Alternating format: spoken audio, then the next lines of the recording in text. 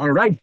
This is the second episode of Faster Daily, and we are going to talk about motorcycles from EICMA and how relevant are they to India. थोड़ा बहुत अगर होगा तो और दुनिया में क्या फर्क पड़ने वाला है मोटरसाइकिल्स की वजह से and at some point they will be introduced in the Indian market as well. Let's hope so. Fingers crossed.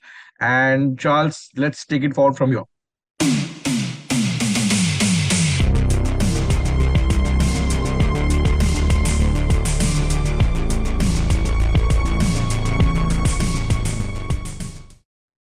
Okay, great. So a short introduction to EICMA, in case our viewers don't know. EICMA is the biggest motorcycle show on the planet. It happens every November in Milan, Italy. So there are some years where stuff is not relevant to India. There are some years where a lot of it is relevant to India. So this year, thankfully, quite a lot of it has been quite relevant to India, which is why I was so excited to make this episode and push you into making this episode.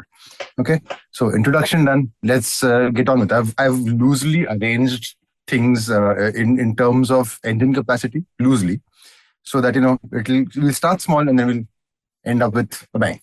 Okay, great. First thing, Hero. They've announced the Xpulse 210, which seems like a very small increase. It's a 10cc increase, but it's a completely different engine. It's got, it's always had fuel injection, but this one's a short stroke engine with water cooling.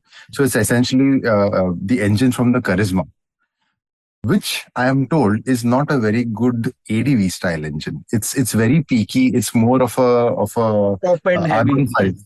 Yeah, it's a R15 very heavy. R15 type engine. And people, again, the Xpulse owners like you and me, were not very happy with that. But at the same time, the KTM adventure owners don't seem to be complaining a whole lot about their engines. So Exactly. So I think gearing, I'm sure it's got to do something with the first two gears or the first three gears. It might be very close. Plus, the owners are not really going off-roading. So I want to go off-roading, but the cardinal rule of off-roading is you never go alone. And nobody's willing to come along with me. So I'm riding my motorcycle around on paved roads all the time. So, if that's the case, then I don't have any argument against an engine which is good on the road. So I'll tell you something. It has become a more bad road friendly motorcycle than an off road friendly motorcycle, because that is what happened with the SUV segment. Like, people wanted a bad road car, not an off road car. Correct. Okay, so like it reminds me of the Punto, like amazing ride quality, but वो hatchback था. Therefore, people didn't want it. Correct. No, agreed. And if this turns out to be a very good motorcycle for cruising at 100, then people 100% will be very happy with. My only concern is that after 5 years, they still hadn't solved a lot of problems with the 200cc engine. Yes. So my Which will question also be on sale side by side.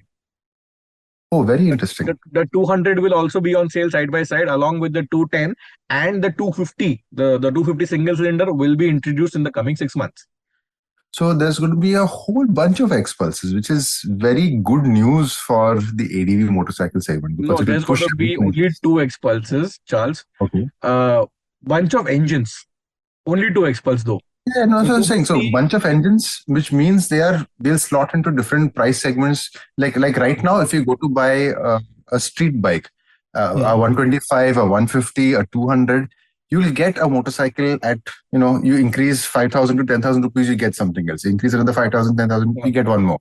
That's not the case with the ADV segment right now. It's just Xpulse. Then you have your V-Strom SX and the SD Adventure at like a good 30, 40,000 rupee jump. Then you go another 40, 50,000 rupees ahead to the next one. So it's like that. There are massive jumps right now in the ADV segment. So if Hero does this, then everybody else will be forced to look at that. So I'm happy about that. Because, I've gotten into that space where I want a comfortable ride. I don't want to go screaming around the corner anymore. So I'm happy about this. Okay. But so speaking about more Xpulses, another very interesting Xpulse was announced, the Xpulse 420.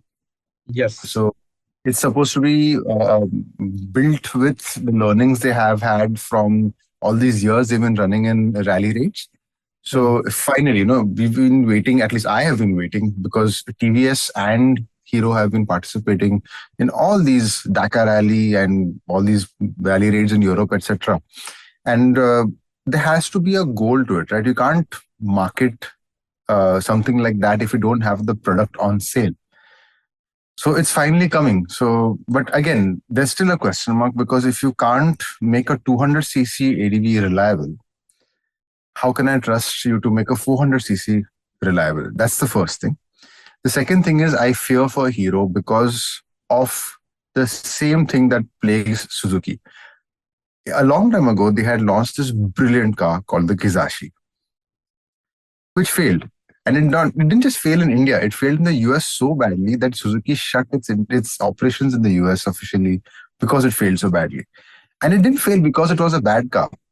It just failed because there were other brands that were competing with it that were so strong. Your Accord, your Camry, these brands are so strong that nobody will ignore them and go to an unknown quantity.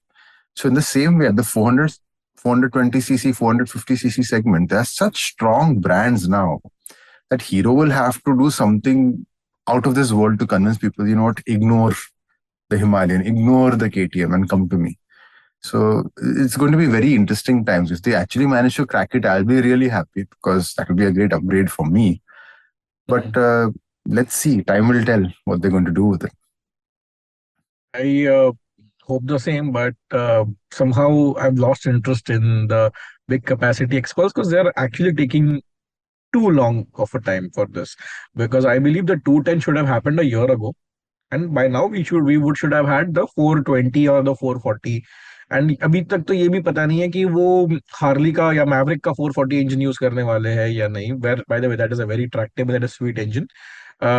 Anyway, that's a different point. Point is, were they waiting for the market to be ripe? Because 390 sort of dictate this, right? Like there's a range of 390s which are coming to India is sort of the deciding factor कि कौन से price range में क्या गाड़ी होने वाली है, क्या होनी चाहिए. Because the Adventure 390 has a base model which doesn't give you any electronics and the highest spec, and the difference is almost a lakh rupee, which is 25% of the amount of the highest model. So that way. But let's see. I'm also keen on the Xpulse. But this basically means that will they also have a large capacity KARIZMA? Like you said, it makes sense to have multiple things. Now, Bajaj KTM is like the pioneer in this, right? Have one engine and power 10 different motorcycles with it. So they already have the Maverick and the equivalent Harley Davidson, right? Yeah. They can do the Xpulse, they can do sporty KARIZMA. So they should do it. Now, whether they do it or not is a different matter. Yeah, they should do it. And they should make it look better because I don't know, after 2005, 2006 KARIZMA R, nothing's looked good to me because that EBR looking KARIZMA was not a very good KARIZMA. Then the XMR, I'll be very honest, pass, like proper pass. The styling is a little odd. If you look at the Maverick, there's a lot of elementary things. Like in any motorcycle, you'll find lines that are parallel. So the seat, the way it goes up at the back, the exhaust usually follows the same line because it's way more pleasing to the eye. But the Maverick is not like that. Seat has that slope towards the back and the exhaust is like a spanner. Around. So these are, I feel like these are very elementary things. Now, I don't know the engineering problems that they had to work around to do that. Maybe the passenger foot peg was getting in the way. I don't know. But I feel like this is a very elementary thing that could have been solved during development. So anyway, so moving on. Sticking with Hero. And it's the last Hero, don't worry. It's the Xtreme 250. So it's the Xtreme 250. Again, another new engine from Hero. 250cc, liquid cooled, all that nonsense. But the hierarchy is getting very confused in my mind. So in my mind, the KARIZMA was always the top street bike. But suddenly with the Xtreme 250 coming out, and that will become the top street bike, but then the Maverick sits above it. And it's getting very confused. And again, I feel like Hero hasn't really sat down and thought, okay, you know, when we look at our brands, what do we do with them? It's like all those years ago when Skoda entered the Indian market and became a premium brand. And then VW was always supposed to slot above it, but it would become too expensive. And then VW had to dig itself out of that hole, right? Yeah. So I fear that Hero is going to do something like that with their brands. And I just hope they sort it out soon. Nevertheless, 250cc, very interesting segment to get into because you don't see too much noise in that segment currently. But hopefully 250s will become the new 200s in a few So years. no, I used to say 250s will be the new 150s because the 400s became the new 250. Correct. Yeah, so that way. Anyway, interesting. Nothing about the scooters from Hero. The Scooters, there's adventure. nothing really new as such. I've just made a focus on motorcycles for this one. So Okay, cool. yeah, we were talking about KTM. So KTM, the new 390 series, like you said, the Yeah. interesting thing is, well, there are two interesting things. One is the new 390 will actually have a 399cc engine, unlike the Hmm. old 363. So we haven't got that engine yet, have we? We No, we have haven't. Charles. We have. Yeah. It's already in The four Duke, bikes. The Duke. It's in the the Duke. RC has it? RC doesn't have that. The Duke has it. Okay. The Triumph Okay. 400 Hmm. speed, 400 scrambler, Husqvarna 401. Okay. Okay. Oh, ये four yes. bikes sale पे है. So we have the Okay. block. The block is on sale. Okay. That's So it. I think I was a little confused because the RC has not got it yet. The current RC which is on sale in India right now is the most dullest RC. So they're sort of they have to revive the whole RC 390 charm again, and they have to go back to the drawing board. Anyway, you were saying. So yeah, so the interesting thing is that, again, we'll get the new engine, which should promise more performance. And they have a variant called the Adventure R, which is going to be. I mean, so far we had the spoke trims, but there was always these little complaints that KTM being a primarily historically off-road brand, you're not doing like a proper enduro motorcycle. You're not giving us like a 2118 or 2117 wheel combination with Hmm. spoke trims and things like that, a flat seat. So the Adventure Hmm. R will finally do that. They'll give it to us. And now again, like you said, there was a 1 lakh rupee price difference between the Hmm. lowest 390 and the top spec 390 Adventure right now. Hmm. This will make that gap even bigger. And again, I don't feel like there will be too many sales for this particular machine because it's going to be a very hardcore machine. It's not going to be very good for on-road riding. Hmm. So the flat seat and the way it runs into the tank and everything, it's like your Xpulse rally seat. So Rally seat. it's going to be a high seat. The suspension will be slightly The, the, different. the numbers are out. It's almost 880 mm. Yeah, that's too high for a That's too regular high. engine. Too high. So Yeah. yeah. And even with And the lower seat is still high. It's 830. yeah, because the suspension is longer That's jacked travel, up. right? Yeah. It's jacked. Yeah. Yeah, so That's it. it's very interesting. But again, looking at the number of Xpulse Pros that are running around, maybe I don't know. So we can only hope that it's successful, so that See, we get more Xpulse bikes. Pro is still a sub 2 lakh rupee motorcycle. Like Xpulse Pro I'm is talking still about a. the seat height for people to accept Nahi, that seat. The big thing. I understand, but I'm still saying that it is still a sub 2 lakh rupee motorcycle, which can be somebody else's, like a second motorcycle in the house. No, Okay. but the impulse failed mostly because of a very high seat height. हाँ क्या So that अच्छा mentality, yeah, it had a very high seat height. If you look at the Xpulse, the seat, it goes way down from the tank. Hmm Which is hmm why for me the original seating position was horrible. My back used to hurt when I used to ride my bike. Once I flattened my seat and could bring my butt a little bit ahead, everything hmm has become so much better now. So I think they okay aimed for a low seat height with that shape. It's a very Honda Unicorn 160 sort of feet slightly forward. It's not cruiser. It's not like under your bum, hmm things like that. So for me, it's a very uncomfortable foot positioning with the stock seat. actually that no it was they rectified it in 2023. The foot pegs went lower and behind. Oh, interesting. Yeah, so the foot peg and we have a few aftermarket arrangements to make a proper rear set foot peg for the Xpulse, but it is 22,000 rupees for one pair of foot pegs. But yeah, that's a That, lot of money. So that's too much money for an Xpulse. too much money.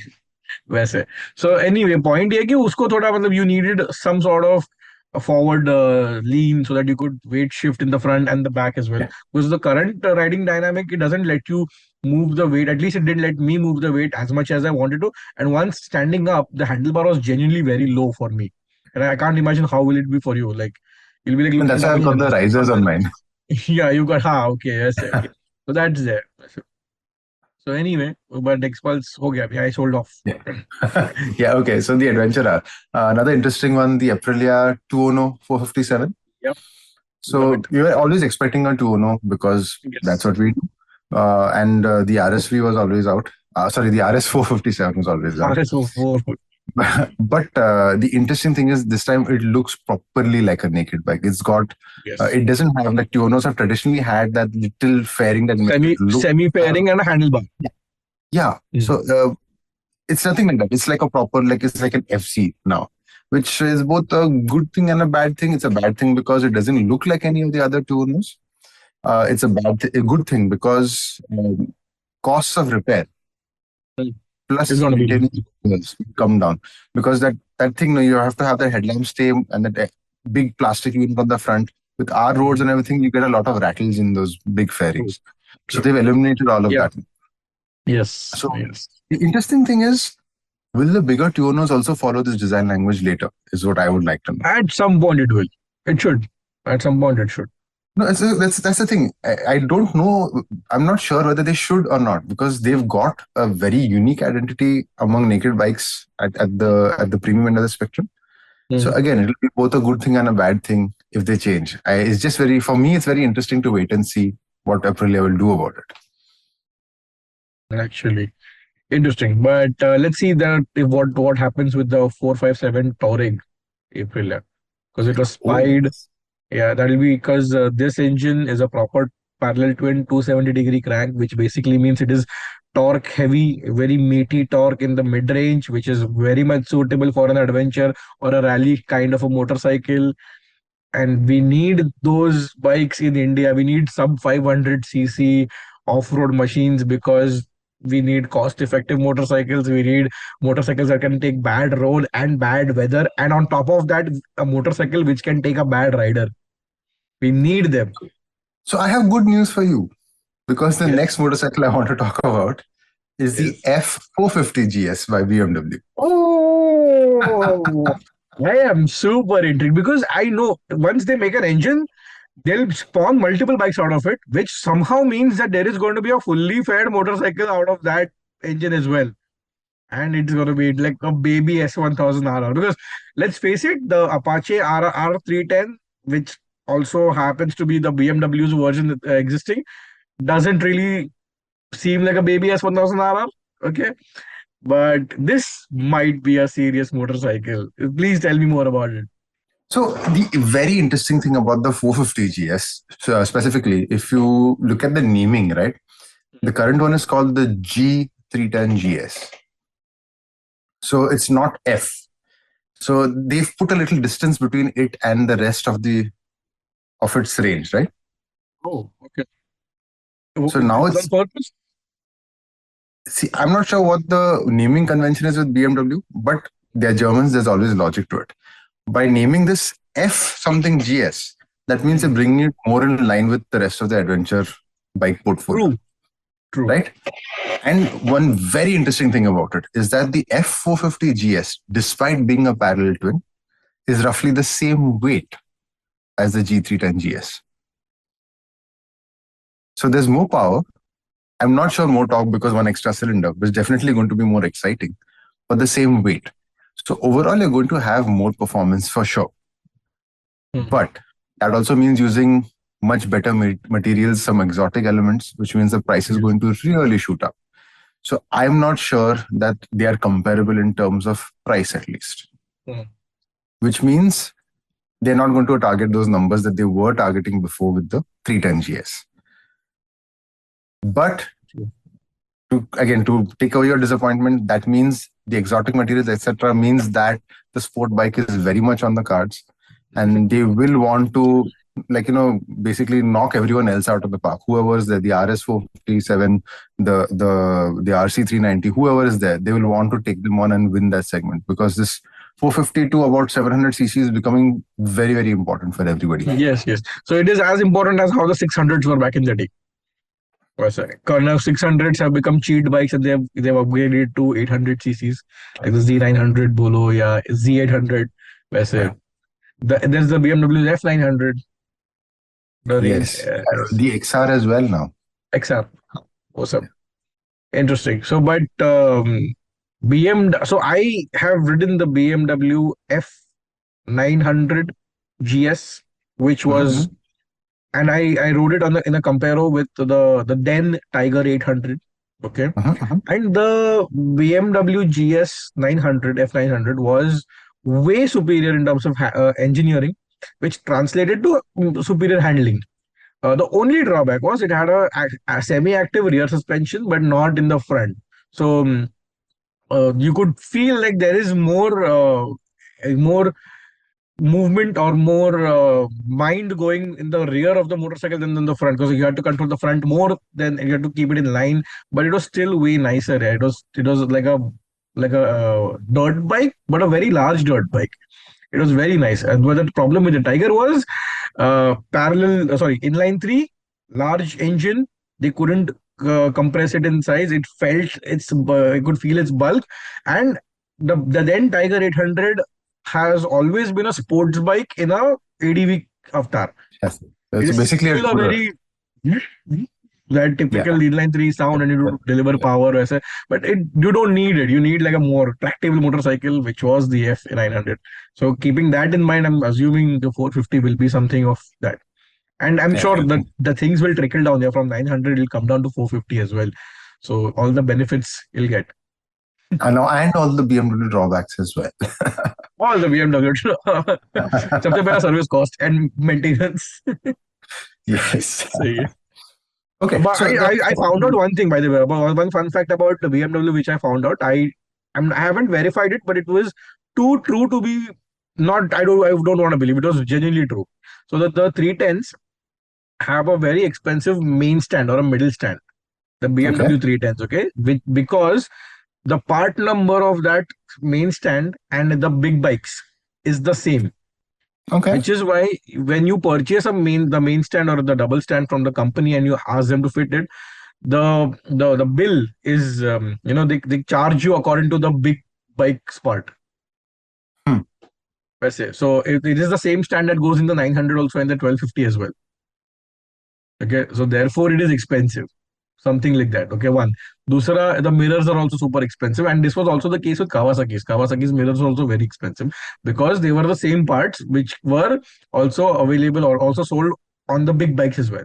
So they couldn't really keep it lower. They were built better. I don't know what the reason was, but it was a premium part. That is what they told. बस इसीलिए 18,000 का main stand है BMW G310 GS का. 18,000, that's a lot of money So just the to keep main your bike stand. straight. So the main stand, I can understand the mirrors. I don't, because a big bike by definition will not be ridden much. It will not be kept out from the sun.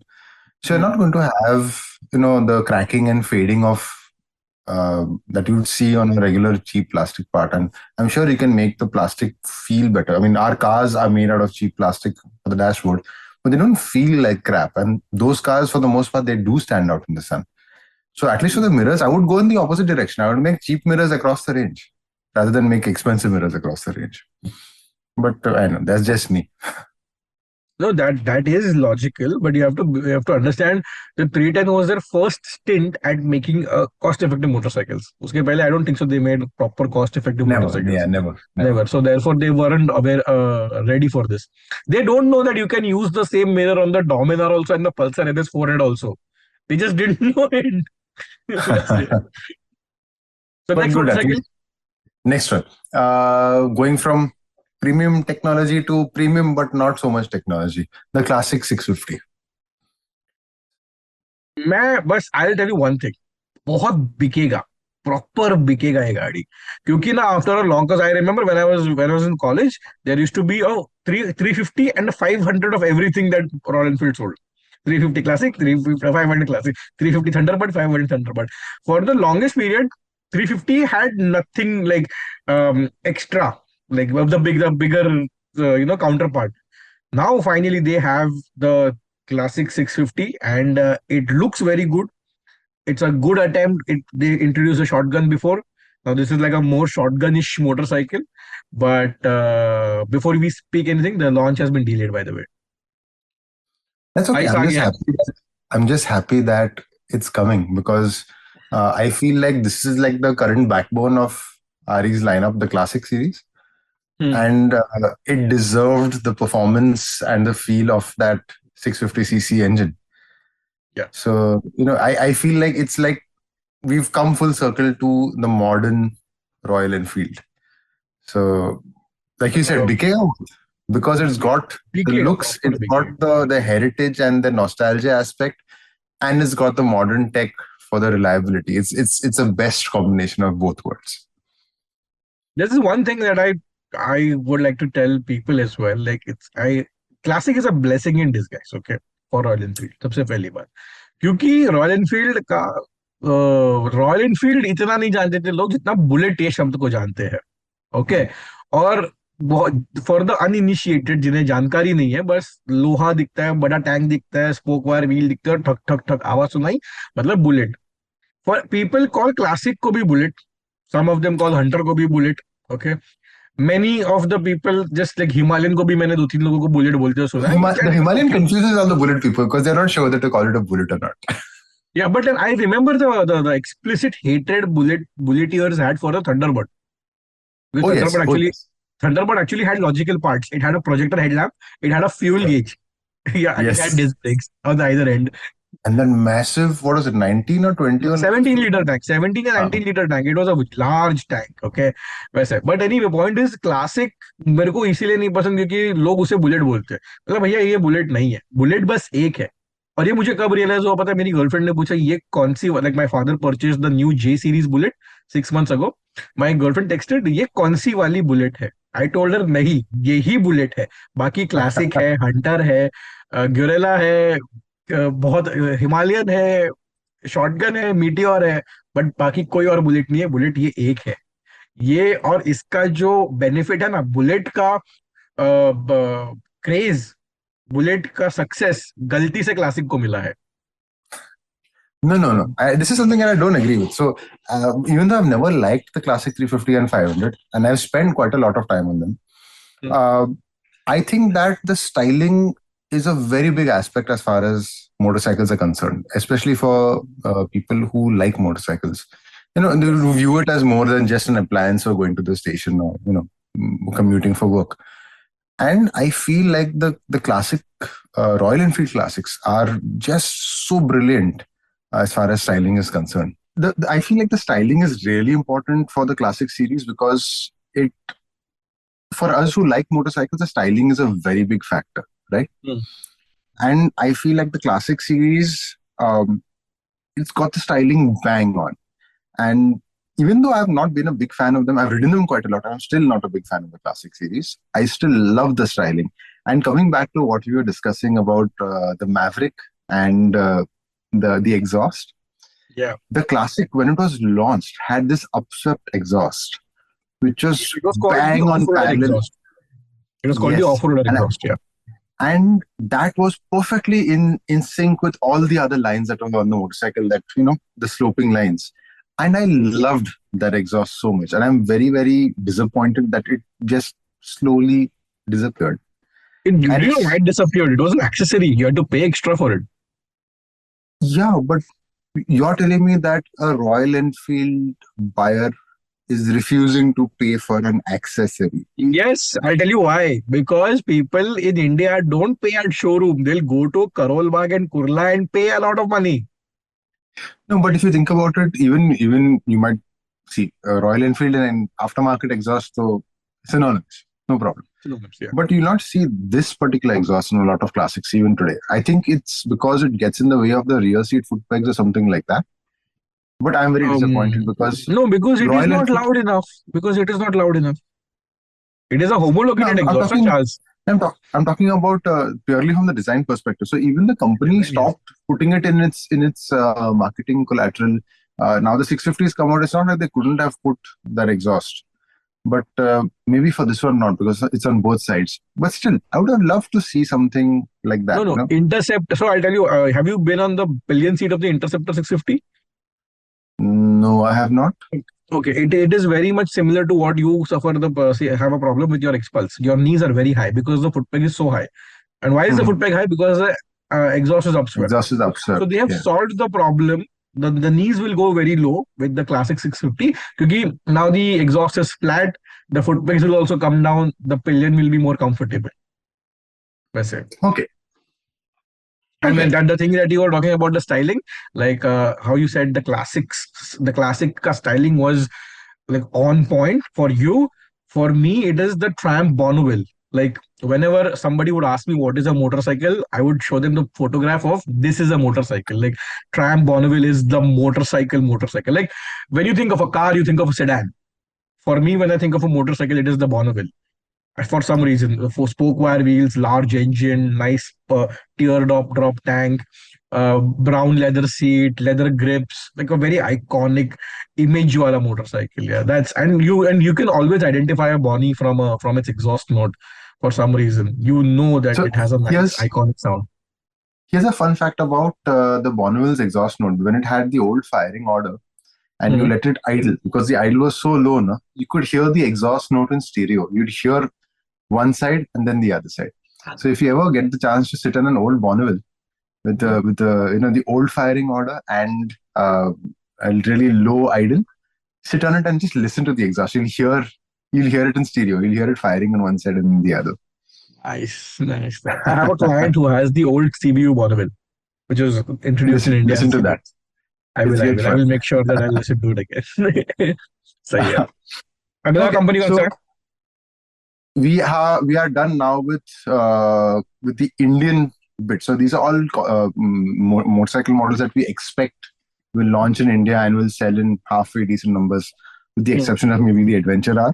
But they are all Indian motorcycles, right? They are suitable for our marketplace. We're going to now move to things that are important from the perspective of just motorcycling in general, not necessarily India. Hmm. Okay, let's stick to Royal Enfield. They put up their first electric concept called the Flying Flea.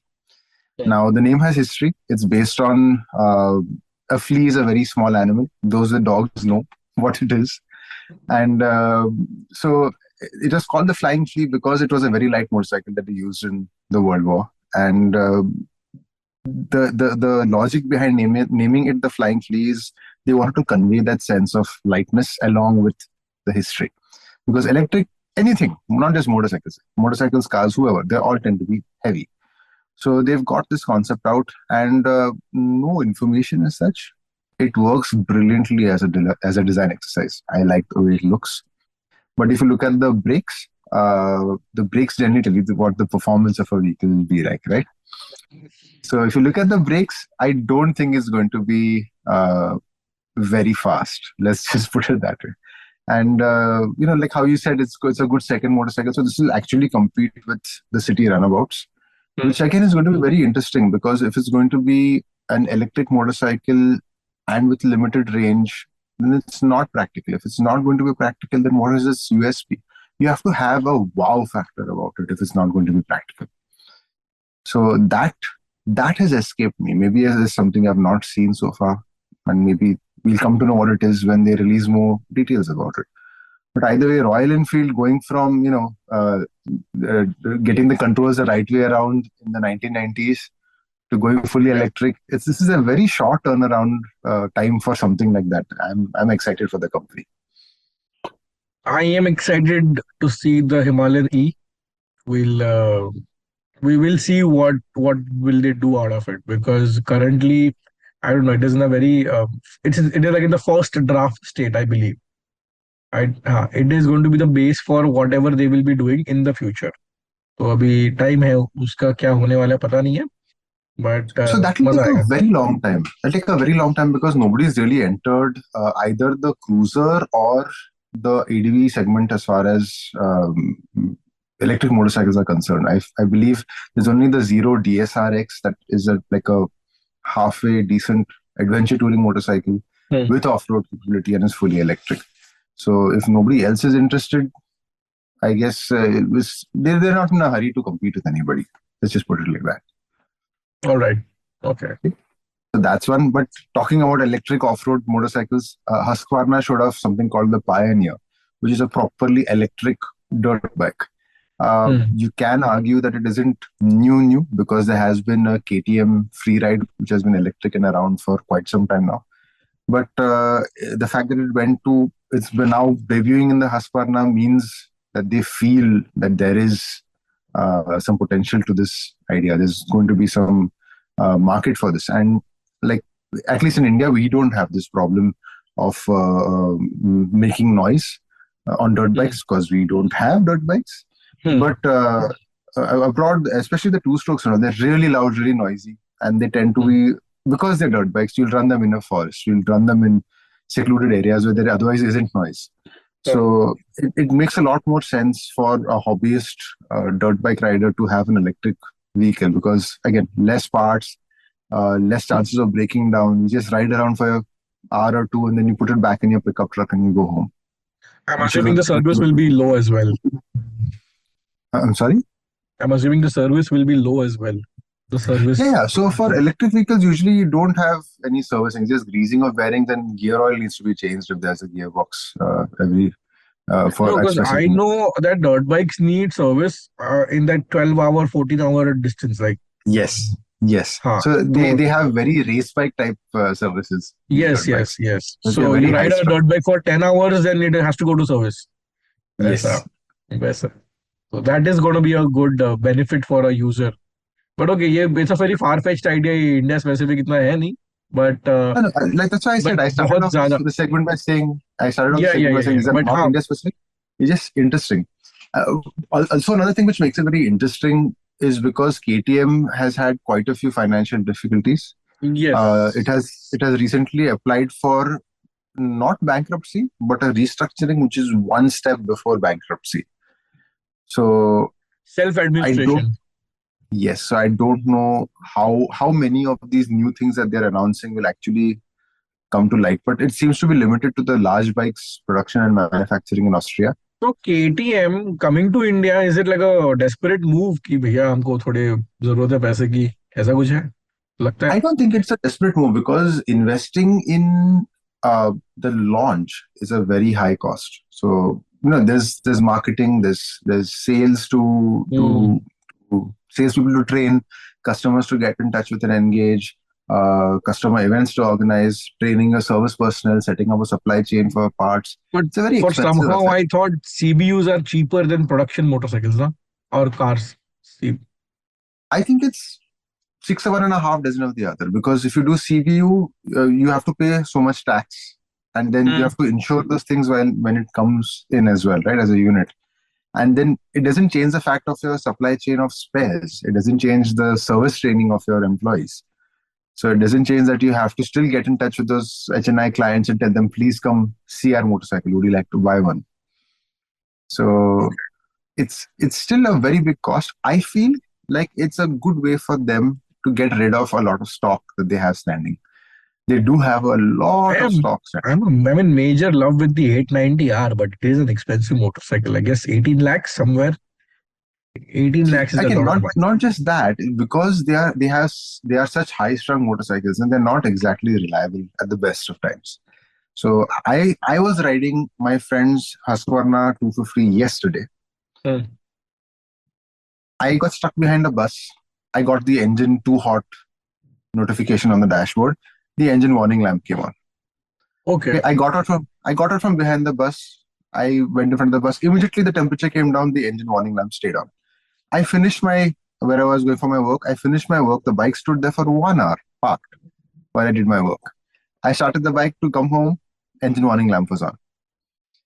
At night, when I went to return the bike to the owner, the engine warning lamp was on. But when I handed it over to him and he rode home, in that 1 kilometer between my house and his house, the warning lamp went off. What is this? How? And then he tells me this is a normal occurrence. It just comes on and it goes off. Yeah, no, normal lighting up on the KTM instrument cluster is a common occurrence. It's like a Volkswagen. KTM instrument cluster is like a Volkswagen instrument cluster. Any light will pop up at any moment. Like, this is very India specifically, I'm telling you. But how did that 1 kilometer help? That is what I'm intrigued. Nobody knows, and he says that this is the normal thing. It comes on and it turns off as and when it pleases. This is just how my bike KTM behavior. Peak KTM behavior, man. I had CAN and CMS failure, like basically means ABS failure on my motorcycle. Correct. Yeah, वैसा तो वो common problem था. कभी आएगा कभी जाएगा, वो तो अपने भरोसे रहता है वैसे. Yeah. Exactly. So the So 890 is yeah, here. okay. I'm Okay. really happy the 890 is here because I really like the styling. I really like the motorcycle. Everybody used it as a benchmark, and I'll tell you what, I think I like KTM because I was sold on their marketing, because there is one beautiful shot of, I mean, not one, many shots of KTM ka ad films is like they're doing a corner exit and the guy pops a wheelie. And I think, Yeah. इतना cool क्यों बनना है तुझे? ये इतना cool like अभी तक मुझे लग रहा था मैं ले पाऊंगा, मैं कर सकूंगा. Why do you have to pop a wheelie? Like shit, now I am in self doubt. Should I really buy this bike or not? Will I do justice to this level of engineering ever? So like I was like So that. it's like but for everybody who's I know has enough money to buy it, buy it. The world could do with more 890s. Whether or not you do justice to it is besides. Like there are guitar players and there are guitar collectors, and we need both.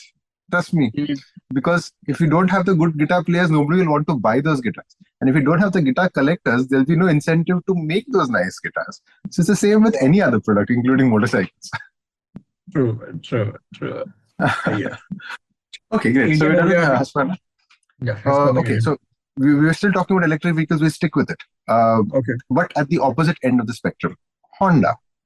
Hmm. First time they've announced that they're going to enter the properly electric motorcycle market. They had a concept called the EV Fun. So it's very much a concept. It's nothing close to production. But they've said like in the next year, by next year, a production ready model will be at least shown, if not on Yeah. sale already. Again, very modest targets. It's like, I think 60 or 100 kilometers range, which is not much. I Hmm. mean, and charge times are not talked about anything. But the fact that Honda is getting into it is a very big deal for me, at least. Hmm. And since you were asking about scooters, there was an equivalent scooter as well that they talked about. So Honda getting into electric is a very big thing because it's also tied into Toyota saying that we're going to make an electric car. So Toyota has stayed away from fully like a battery electric vehicle so far. They've done hybrids, but for me, it's very significant that the largest two-wheeler manufacturer and the largest four-wheeler manufacturer are in sync saying that, hey, we're going to do electric.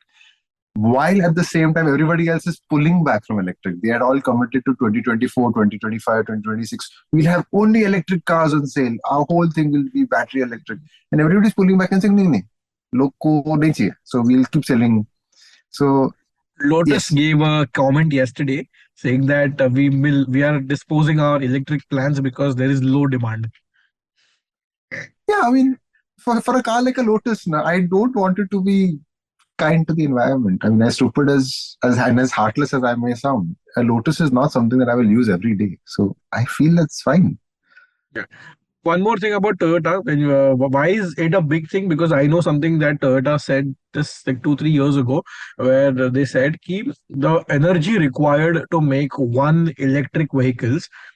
Usme we can make 8 hybrid cars and up to 85 or 90 ICE cars, like internal combustion engine cars. So it's not a good trade-off. Like the energy sources we will be consuming them to just produce one vehicle. Might as well let's just stick to a lower number, right? Like more efficient form. And still Toyota making this comment saying that, oh, we are sort of we know what we said, but now it's time to let's try this venture as well. Because they so सबसे interesting बात ये कि they have joined the party so late that this may sound like a new party altogether. So they're not joining the party late. So the actual reason why they've announced this Toyota specifically is that now you know about battery tech. That's the limiting factor as far as electric vehicles are concerned. Like in your house, if I say run your house and store electricity, you don't have a problem. The batteries can be as heavy as they can as you want. You're not going to pick them up. And if you actually try to pick up your inverter battery at home, it's heavy. You're going to Yeah. throw your back out, right? So that's a lead acid battery. Very old, very reliable tech. The next step was lithium ion batteries. So because that's the current thing that's going on, lithium ion, right? Yeah. Before that, there was the nickel, cadmium, and cobalt, and this and all that. You settle on lithium ion. Now, lithium ion is what you have in your mobile phones, in your smartwatches, things like that, all your whatever. Okay, so the reason Toyota has said is because they feel that they are close to making what are they called? It's Solid state batteries. Yes. So this is very important because I feel like it's not just the automotive world that will change. Hmm. Think about a young person with a pacemaker. That battery will go into the pacemaker and the person can live out the rest of his or her life without needing another battery for it. Yep. So, a wheelchair person, if they have a motorized wheelchair, they might have to charge the wheelchair like once a month. So it's genuinely it's bigger than vehicles, is what I feel. The solid state Yes, battery. yes, yes. It's an innovation that is going to help mankind more than cars and bikes. And Cars then and you bikes think will about just it. be an add-on. Yeah, and if you think about things like drones, right now we are limited Yeah. because again we have to lift the weight of the batteries. But if you manage to get that sort of energy density, your flying car becomes a reality. Okay. So Interesting. there's a lot of things. It's bigger than Toyota. So that's why it's something which again excites me a lot that Toyota has said this. And if Honda said this, then I think Honda's not not showing us all its cards.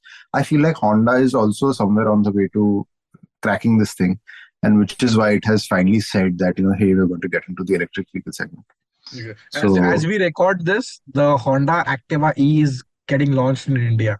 It is 27th November, and the Honda Activa E, like long time pending, but chalo, finally a big one of the biggest players with its biggest product is coming into one space which they should have come earlier, but we don't know how it is going to pan out. उसके लिए अलग podcast, okay? Keep like, ah, share, subscribe. yes. Okay, please continue, Charles. Okay, so now we'll go in the opposite direction, but we still stick with Honda. It's announced that it is going to develop products around this massive three-cylinder. So it's a V3, not an inline three, with something that is like a turbocharger, but not a turbocharger, because this is going to be an electric compressor. Yeah. So if you can't define it as I thought it was an electric turbocharger. Because if you look at, there are certain cars, like for example, I remember the Audi Q7 was the first one with an Yes. electric turbo. So it had an electric motor, which helped the The impeller, turbo to spin faster. at lower revs. Yeah. This is nothing like that. It's like your transverse engine radiator fan.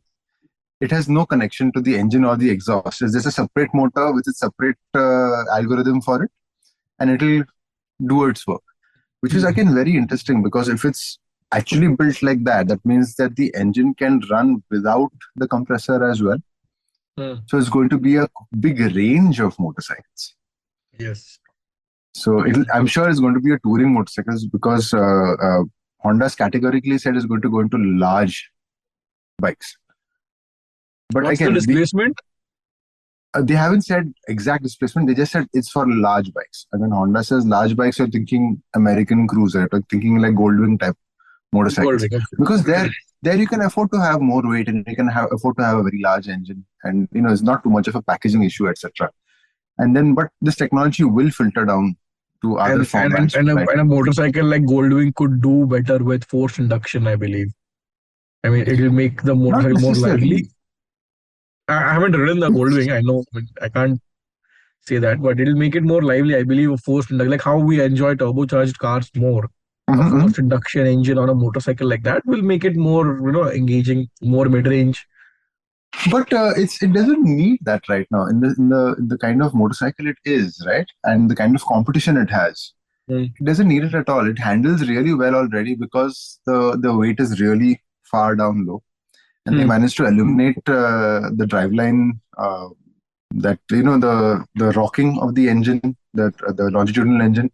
They managed to eliminate that, because the output shaft from the gearbox, it goes opposite to the direction of the engine's spin.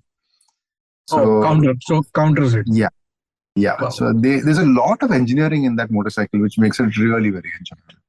So, but again, if they say V3 and compressor, so it's going to be a Goldwing style motorcycle, but it's going to be very American style, if you know what I mean. So again, it's going to be very interesting. And because it is a Honda, it will also have VTEC, I suppose.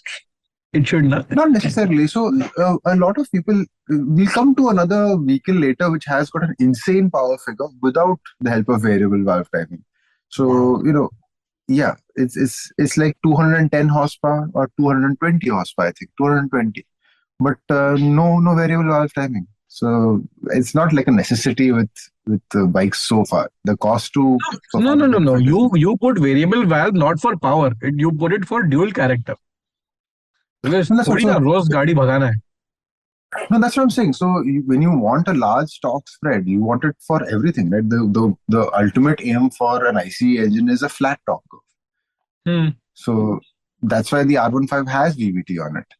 But for some I vehicles, you just thought don't want. I thought R15 has had VVA or variable valve because it should deliver more power after a point because it should have a different character below one specific RPM and another character because that changes usability, rideability and efficiency. So And that's इसीलिए what. मैं So थोड़ा it's सा. a better torque spread. Everything is a better torque spread. So it's very Okay. easy to extract high power from any engine, but you sacrifice everywhere else. हाँ, true.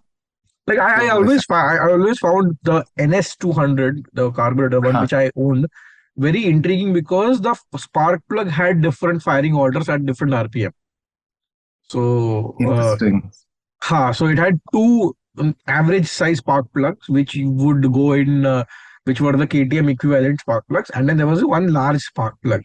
So and Okay. at low RPMs you sort of needed more spark, and at higher RPM you needed only that single spark plug ka bada spark plug ka spark. Something of that Hmm. sort was the algorithm, and it gave you efficiency and power as well.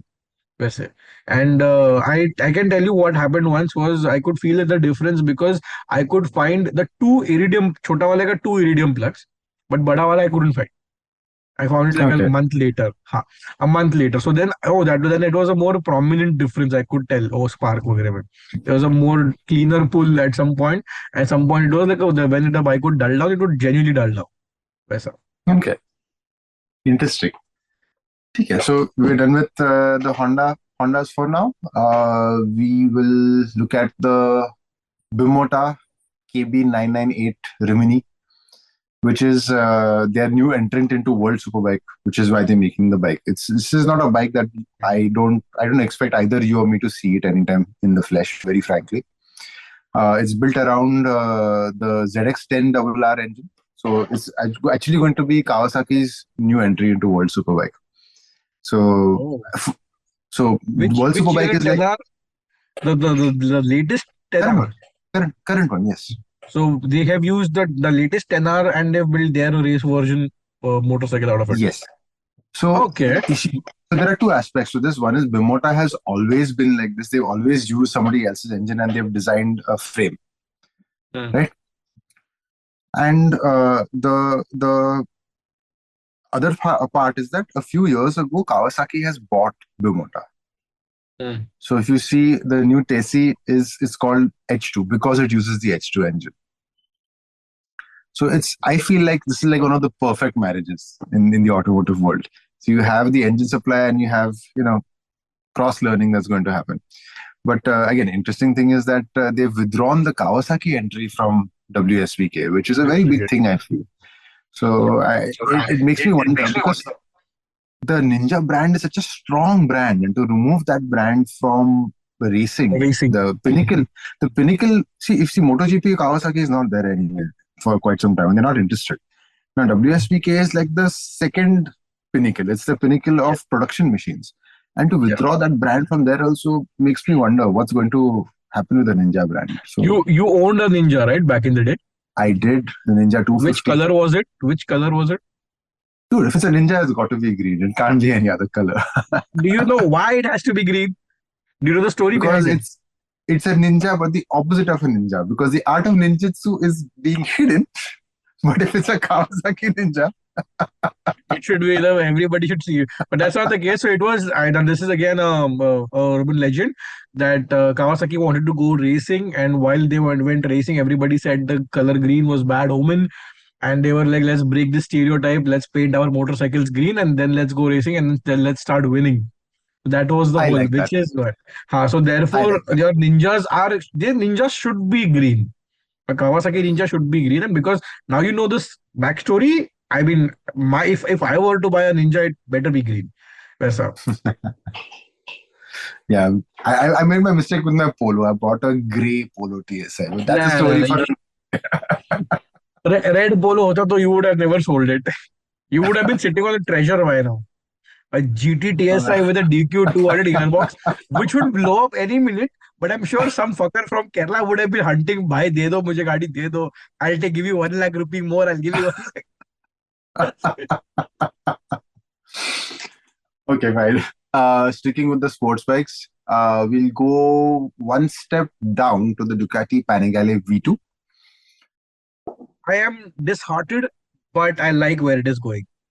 I will miss Yes. the Super Quadro engine.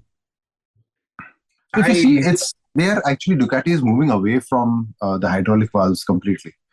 So it's again very interesting. Where an Italian brand that didn't care for practicality once upon a time is getting more and more practical. नहीं अभी उल्टा हो गया पिछले 2 साल से if you've seen the European super bikes the 10 नहीं S1000RR your Ducati V4s Aprilia as well. Okay, these three are the European mainstay.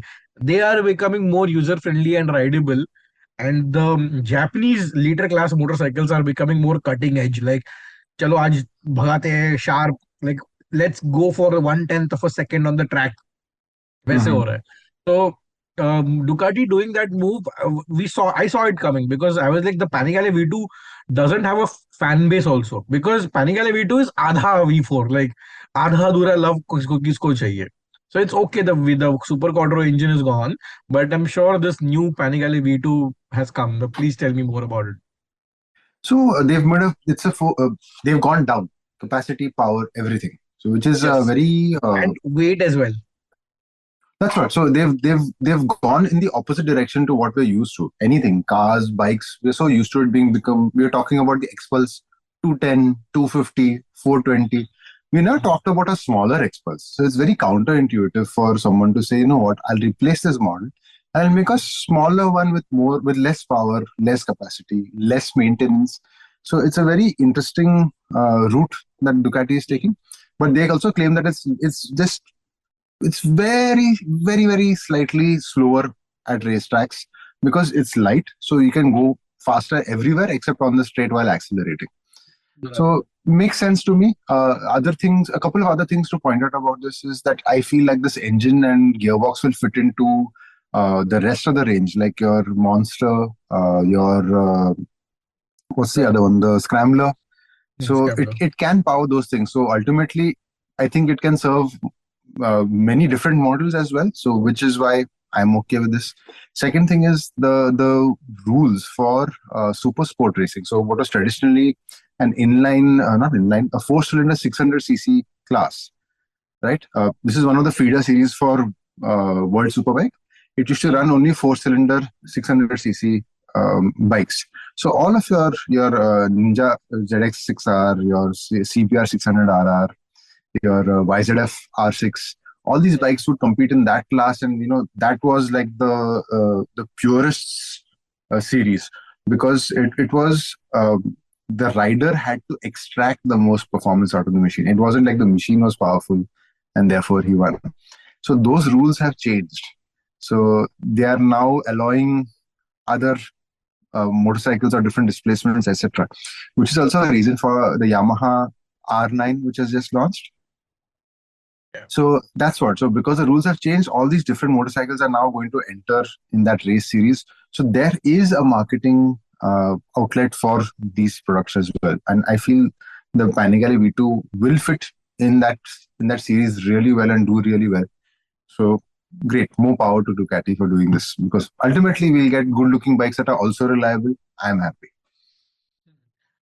What I look at it as Ducati currently had like multiple engines and in multiple forms of motorcycle. Like there's a small scrambler and a big scrambler, like a 1100cc scrambler.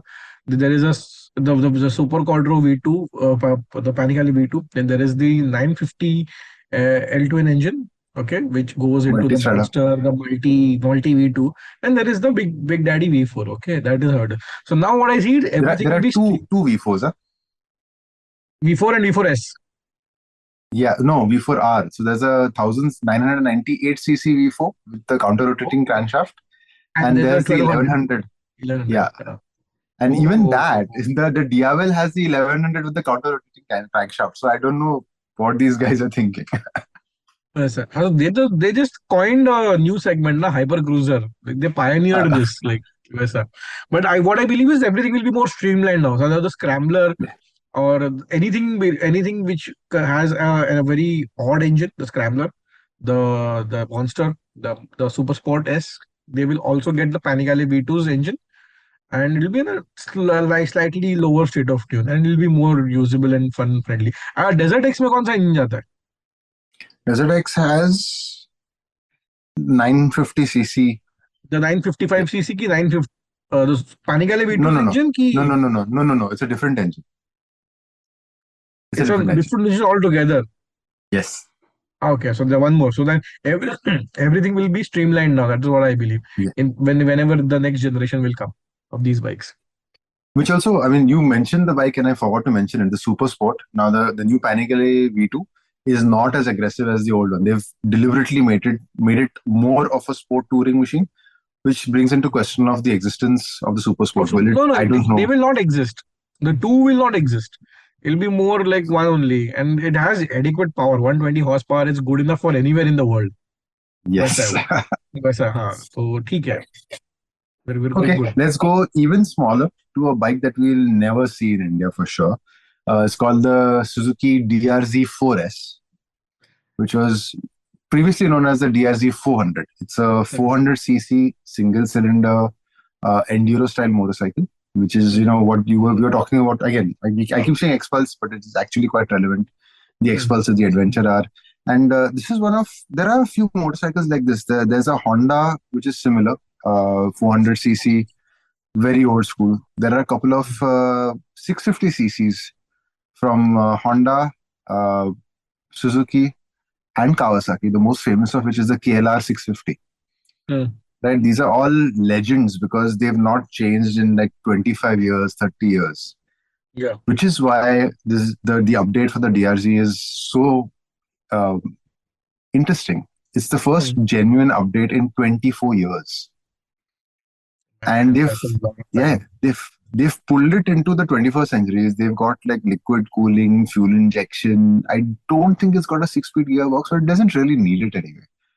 So again, it seems to be like that people are looking at bikes in different ways now. So, it's like how the Ninja 250 remained the same for like donkey's years, and the CBR 250 came around, and then everybody suddenly woke up, and now we have it was a Ninja 250, then it was 300, and then 400, and 500.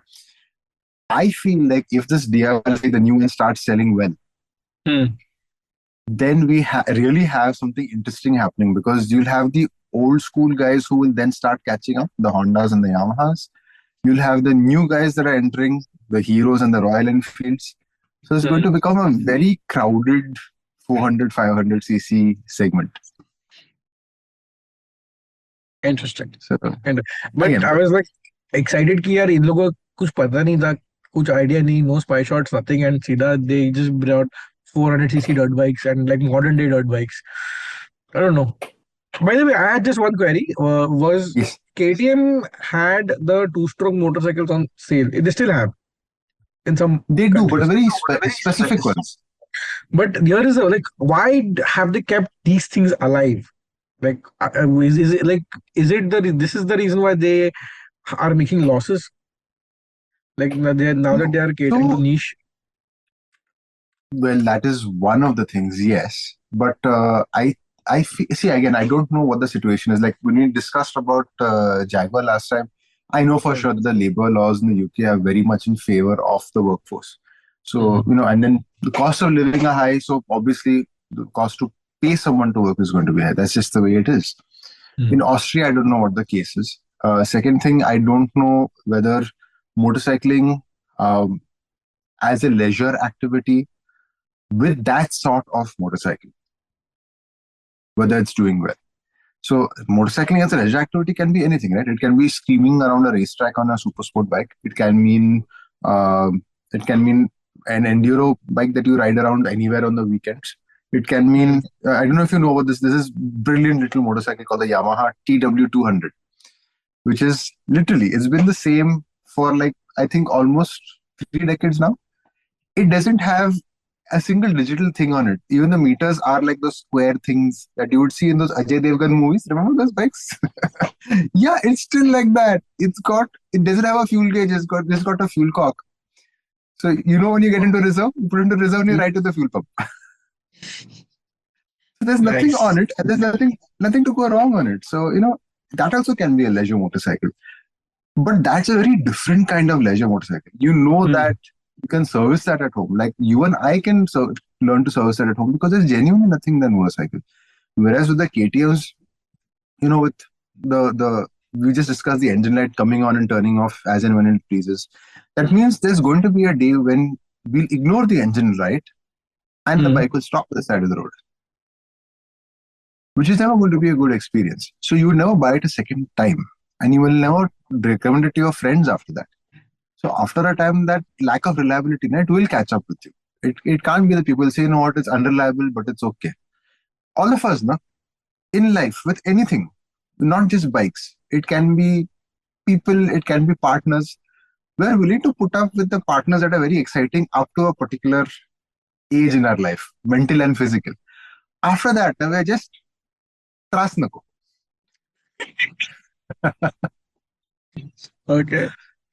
So it's like that. So I feel like the motorcycling world, and you were discussing again how cars are getting expensive, sales are going down. Motorcycling world also, people I think are going in for more reliable motorcycles that aren't as exciting because they know that I'm not going to go to the racetrack and ride it. I'm not going to pop a wheelie coming out of the corner. So I'm not going to invest in a motorcycle that's unreliable, no matter how exciting it might be. Even the stunters, I mean, these KTMs are great for stunting, but the stunters are the ones that really, they're the harshest on the motorcycle. So you need a reliable motorcycle to stunt. You can't stunt if your motorcycle is in the shop all the time. You can't practice. So it's like that. The primary thing is reliability. You were going to say something about KTM. Hold on. Okay. I was going to say something about KTM. वही कि ये bankruptcy file करने का reason क्या है, क्योंकि they have a lot of niche motorcycles in many markets and they are keeping them alive despite we don't know if there is that much of demand for them, or are they making good money out of keeping the old dirt bikes alive and everything. That's there. They also have they were reconsidering their MotoGP standings, right? They wanted to get out of it so that खर्चा कम हो जाएगा भैया. तो वो है, they have presence in many sport, many like even dirt है. The crossbow is also one, like KTM makes cars, one hell of an amazing car. So ये सब they are KTM. मुझे लगता है KTM is like Red Bull, they do everything. वैसा है. तो इसीलिए मुझे लगता है कि ये bankruptcy की नौबत इसीलिए आ गई है क्या. So I feel like with consolidation, they will start. They can go in one of two directions. This car and all you can forget because it's not going to be profit making. So that's not going to happen. They'll have to choose road or off-road. So they grew because they were very strong off-road manufacturers. But I feel like that space is getting crowded now. Triumph has entered, is good at it. Ducati is already getting wins from their first dirt bike. So the only way for KTM to grow is to go into the street bike segment. And you can only get that visibility by staying in MotoGP. So that is I feel is a bit of a catch-22 for them. And honestly speaking, they weren't doing too badly last year. It's just that the Ducatis are so much better in MotoGP now. It's like how last year the Red Bulls were in Formula 1. The Ducatis are like that in MotoGP. And the only reason it's not as boring as Formula 1 is because there are minimum 2 guys on a Ducati who could win on any given night. Whereas in Formula 1, it was just one guy in that one car who could win all the time, and everybody else see who's coming second. It was like how MotoGP was genuinely that boring a few years ago when the Hondas were very good and Mark Marquez was riding one. Yeah. So one side हो गया था, पूरा one side हो गया था. Correct. So it is still one-sided, but because there are different people on the same bike who can win, it becomes a little interesting. And they are very good characters. They're all individual characters which are not the same, right? And they're likable guys. Again, Max Verstappen is not a likable guy. He's there to do his job and he's going to go home. He doesn't genuinely like particularly care about the fans or whatever. But these guys in MotoGP are far more personable. They are far more likable. So it's the same thing with KTM. So they just need to get a little better at having that trickle down effect. So I can see that there's an RC660, there's an RC990. So they have to get. I feel like they That should push more into this. RC660. Yeah, there's a limited run thing, no? Or was it the 890? I can't remember. There's something. 890 Please cut this out of the podcast. नहीं तो रखूंगा मैं. There's a fully fed version of the 890, which is why I like the Duke 890 as well. So that's what. So that is also a money making venture where they said limited run and it's an insanely high price that they want to reveal, and you can only buy it for track use and things like that. So, but anyway, all these things still cost money. So Yeah. I feel like we're going to see a very slimmed down version of KTM the years to come, or I don't know what's going to happen. We might just see only small KTMs in the future because the small bike business is doing okay. That's what. No, so they make money out of small bikes, and then I think someone told me that they lose money whenever they sell an expensive or an exotic motorcycle. So that is with any of them. So your liter class superbikes, they make a grand total of 2% profit. That's not a good number, no? Correct. So it's a purely marketing exercise, which is why the Japanese have just gotten tired and said, "Nahi karna hai." Because that same 2%. So you mean to say, Charles, a 30 lakh rupee BMW S1000 RR pe, they make 2% profit? BMW. So 30 lakhs is our landed cost here. It's a 15 lakh rupee motorcycle. If you calculate the 2% of 15 lakhs, they'll make an equivalent amount of money or more by selling 4 or 5 G310s. And those people will come for service 5 times. Oh, damn. Yeah. I'm just stunned. But बीच में ऐसे किस्से होते हैं कि like Honda CBR 1000 की price cut हुई थी, याद है? 2 साल पहले, 1 साल, 1.5 साल पहले. It was a 30 lakh rupee motorcycle came down to 20 lakh rupee, and then people bought it left, right, and center. Then suddenly the bike went off sale. But फिर भी उनके मार्जिन्स इतने कम है, like 10 लाख का प्राइस कट करने के बाद भी. Yeah, they don't make money off this because the amount of money they have to invest into R&D and keeping on being at the front is so high. They don't really make money off those motorcycles. So, I mean, Mark Marquez has not won championships because of a Fireblade. He's won championships because of our Activas. Be very clear about this. So you mean, hold on. So you mean to say that if I buy a, say, 30 lakh rupee BMW S1000 RR, I'm actually getting more motorcycle for my money's worth? 100%. 100%.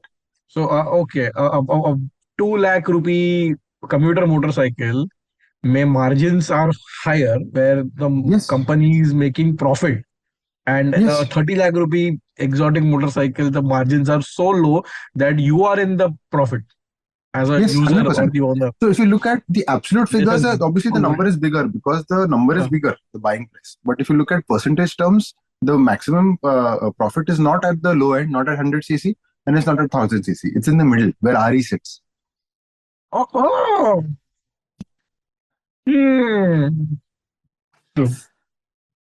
Yeah. So RE abhi hi yaar, matlab I'm keen on the 750s. You know, right? The 750s are in the making. The bored out. I'm assuming it is a bored out version of the 650 because I don't think so. They will do all new engine. There can be one of two things. It's either an incremental upgrade, or it's a full-on water-cooled 4-valve per cylinder short stroke. One of the two.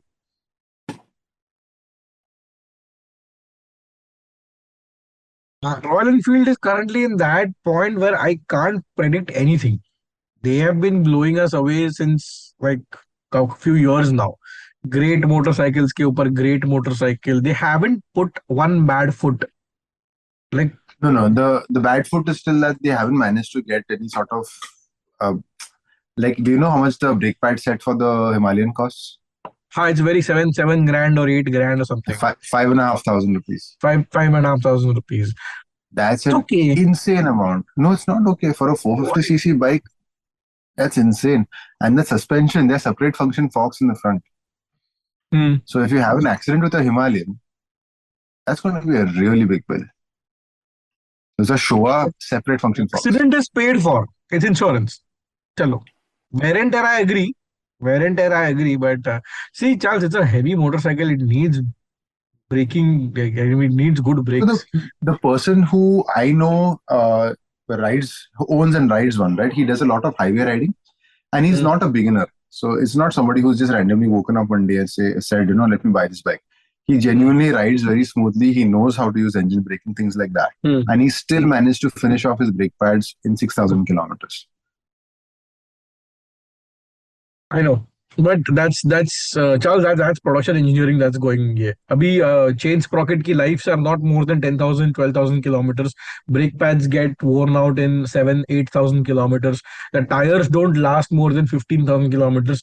It is multiple things. It is production engineering, which basically have lowered their targets. It's very obvious. One. Dusra is users are unaware. We have more beginners today than experienced riders. Experienced people are almost on their way out, to be very honest. Yeah, they're like, I'll be very honest. If I just want one good bike now and that's it. मुझे वापस Great. ये नहीं, I just वो नहीं, ऐसा है, ये भी चाहिए, वो भी चाहिए, नहीं है no. वैसा. I just want comfortable cruising at 100, and I want comfortable suspension. If I get these two things, then that will be my last motorcycle. Obviously, with the reliability. I I want a good motorcycle that keeps me excited. I am okay with bad suspension also. Price also, because I know good things in life are expensive. वो मतलब वो महंगी गाड़ियां चला के, महंगी bike चला के, महंगा राइडिंग गियर पहन के समझ गया हूँ कि Hmm. Good things in life are really expensive. And and and just I want a motorcycle that will keep me super excited whenever I walk down to the bike बस. And I don't have this like मुझे ये वाला भी bike चाहिए, adventure भी चाहिए, मुझे cruiser भी चाहिए, मुझे मॉडर्न क्लासिक भी चाहिए, सुपर स्पोर्ट भी चाहिए. अभी अभी इतना क्राउड हो चुका है, इतना there are so many newbies out there and unaware people but with a lot of confidence and a bad attitude to not learn. That is the crowd I don't want to be affiliated with. We've reached that point, and I'm like way too younger to you. I've started motorcycle riding a lot after you. I can't imagine what you must be going through. So I think this is a topic for another podcast, but I'll briefly talk about it. My current set of riding buddies, right? None of them is like a like you'd expect after 14 years in the the automobile journalism industry, that I would have a bunch of automotive guys around me. One is a banker, one is a coder for like a proper coder. He's a software guy. One works for a travel company. One is a dog trainer. One is a sales guy for a B2B company. So I'm surrounded by these guys. It's one is tech support for O2 in the UK. So Oh, I've eventually the motorcycle is just something that happens to overlap between all of us. So when we go on a ride, na, we do not talk about motorcycles as such. We'll talk about everything else in creation. And that makes me happy because we're here because of the motorcycle anyway. That we'll talk about anyway. So, but to just keep talking about it, that is something which I used to always find very depressing around automotive journalists, because I used to find them all very one-dimensional. They talk about cars and bikes. If not, it wasn't new cars and bikes, it was old cars and bikes, which I have a lot of interest in, but I can't talk about them 24 hours a day. So, there has to be, we have to be multi-dimensional. It can't be just one thing. So, I yeah, just so remember one thing that you told me when I was at your place. You said it doesn't matter if you purchased a Baleno over I-20. The world will still be the same. We just have to strive to make it a better place. I-20 or Baleno, it is not a good decision. It is not a bad decision. It is okay. It doesn't make a difference. That affected me like, oh, you have a point, man. वैसा. Anyway, coming back to Back to the podcast. motorcycles. Coming Back back to to the podcast. motorcycles, Okay. this had more content which I can chop and upload. We make another episode out of it. Okay. Okay. So I remember I told you there was a 220 horsepower motorcycle Yes. without variable valve timing. Well, it's Italian. It's a V4 that you'll know about. It's the Aprilia RSv4.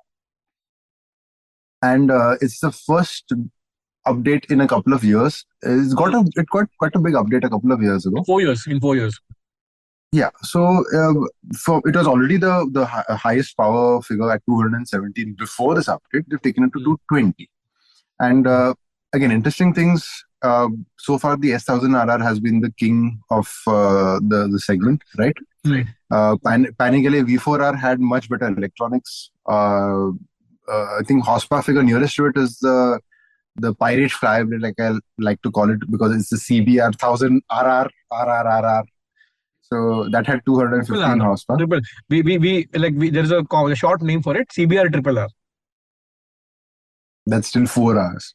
There's 3 hours too many. So to do that is amazing. What is amazing about this motorcycle is that the chassis hasn't changed in 20 years. So there have been minor updates. But what? Yeah, it's been the same for the last 20 years. Minor updates. But imagine getting it right 20 years ago, and then, with 6-axis IMUs and more power and Y and O, and it's just doing fine. It's just amazing. And the other thing is that the factory, the RSV 1100 factory, which is the full name, that's the one with the electronic suspension and the track things and all that, right? They have an electronic suite which Aprilia calls the APRC suite. Very comprehensive, brilliant and everything. But the suspension, the electronic suspension, is the last generation suspension.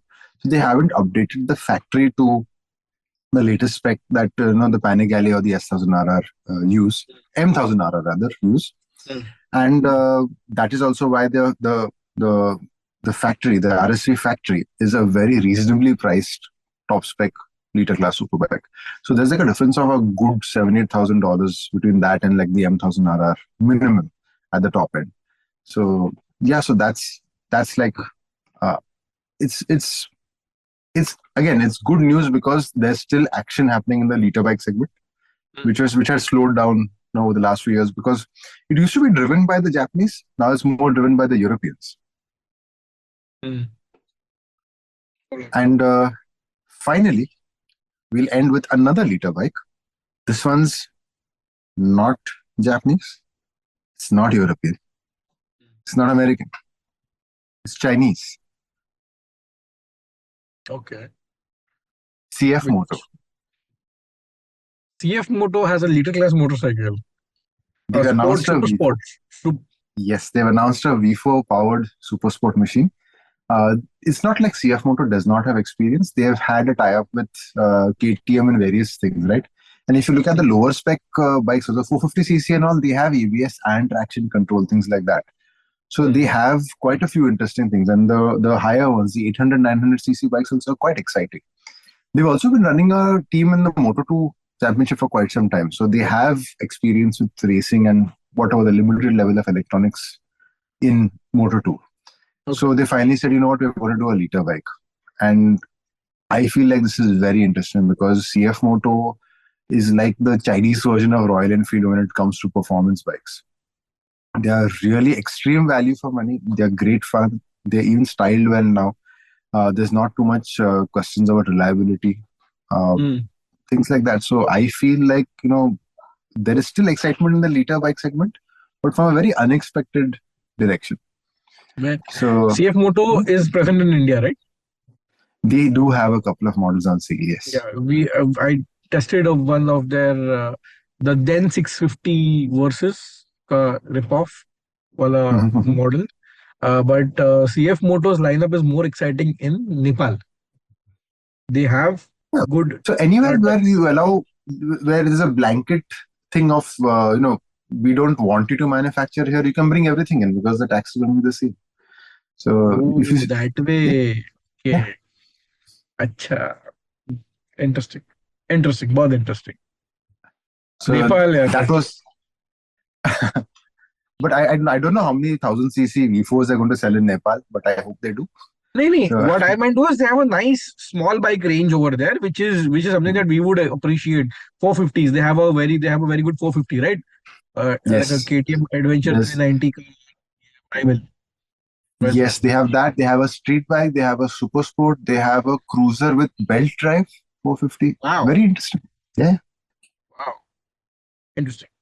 चलो मजा आ गया आज तो. So that was it. Really, did we So miss out that's on all many from. motorcycles? We missed out on a bunch of motorcycles because EICMA was Well, genuinely very exciting. But these are the ones that stood out to me because they had something really special about them. There was something genuinely new, and I wasn't looking at facelifts and this update and that update. So something that was genuinely big and new, a new engine, a new chassis, a new concept, new way of thinking. That's what I was looking for when I made this list. got it. Anyway, so this was our take on this year's EICMA. We are a little late. The podcast will be up in some time. You'll see it a little late. You'll see a lot of snippets from this podcast on social media and YouTube Shorts as well. But the whole point is, whatever you feel about whatever we've said, just comment below. If you think we're right, agree. If you think we are not, let us know why we are not right, and just let's keep this conversation alive and let's stay engaged in the comment section below. Charles, that was it from my end. Do you want to say something? No, nothing more to add. I look forward to the comments. Let's see. Chalo. See you. मैं अभी recording रोक रहा हूँ. 1, 2, 3.